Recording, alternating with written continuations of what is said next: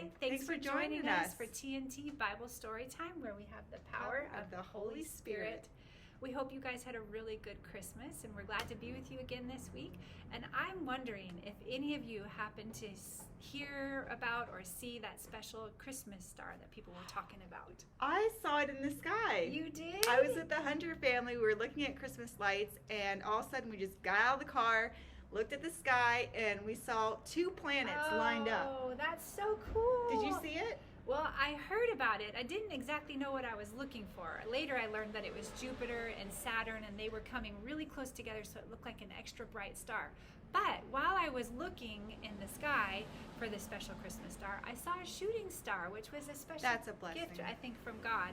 And I love that He created the heavens, and He put all the stars and planets and galaxies into the space. A Milky Way. Yes. And Saturn. Saturn's braided. Yeah, it has rings around it, around the planet, and they're actually braided. God is so intricate in all the details of everything that He made. He is intricate. Yeah. Well, we are going to do a story today that has a star in it, and I thought that that reminded me of the Christmas star. Oh, that's awesome. So we're going to tell the story of the wise men and following the star. Yes. So, How about if I read it and Okay. you act it out? You're so much better at that. Okay. I like that you have those gifts. It says, in the far east, really, really far away. It took lots and lots of days. For these wise men, they saw a bright star in the sky, and they said, "It's His star." And one of them said, "A sign from God." So they set out on a very long journey, following the stars, searching for the little king of all kings. They stopped in Jerusalem, where King Herod ruled, and they asked for directions. Hey, King Harold.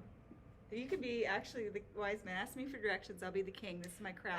King Herod, we're wondering where to get to where that star is shining. It's supposed to be over the baby that's going to be the king of all kings. Oh, he's not very helpful. Herod was an evil king, and he felt jealous to hear about baby Jesus. "No one is more of a king than I am," Herod complained to himself. Oh, he just didn't want anybody else to have any power or rule in the land. So King Herod lied to the wise men. "When you find Jesus, come back and tell me exactly where He is. I want to go worship Him too." Do you think you would believe King Herod? No, I wouldn't believe him either. I don't think he really wanted to worship the baby Jesus. Especially because he was so jealous. Then the wise men followed the star to Bethlehem, and there they found Jesus and Mary. They knelt down and they worshiped Jesus, and they gave Him gifts that were fit for a king. But God warned them in a dream not to go back and tell Herod where Jesus was. The wise men obeyed God, and they went home by another road. Wow. I love that God spoke to them even in a dream, and He warned them about not going back and letting Herod know. God was working even in their sleep and helping to arrange things. And I also love that the wise men came so far carrying special gifts for the king. Yes, what gifts did they bring?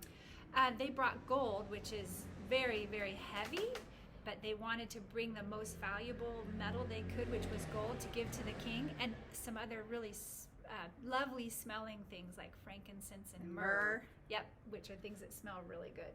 Nice. What would you bring to baby Jesus? I was thinking that I would like to bring him maybe a surfboard or a skateboard. I think it would be really fun, even though Jesus can already walk on the water, but just to see him riding in the waves. But that would be cool. Yeah, what would you bring? I would bring him a puppy, because puppies are the best, and they lick your face, and they have puppy breath, and I think Jesus would just love that. I think he would love a puppy too. But you know what he would love more than a puppy or a skateboard or a surfboard? What is that? He would love you. You know what? He would love you. And He would love you guys so much.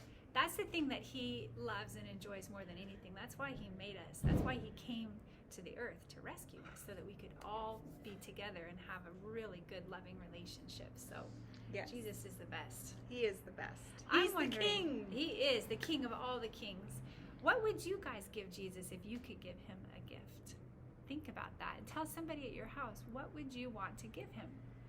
Anyways, we want to send you guys off with a blessing. We're going to be talking a little bit more on Sunday about ways to worship Jesus, which means giving your attention and your love to him and the kinds of gifts that we could give to him. But until we see you next, either through our video or at church on Sunday, should we do Go Now in Peace? Yes.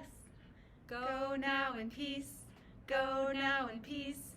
May the love of God surround you everywhere, everywhere you may go. All right, keep searching for Jesus this week. We're giving you guys an air hug. Until next week. Goodbye.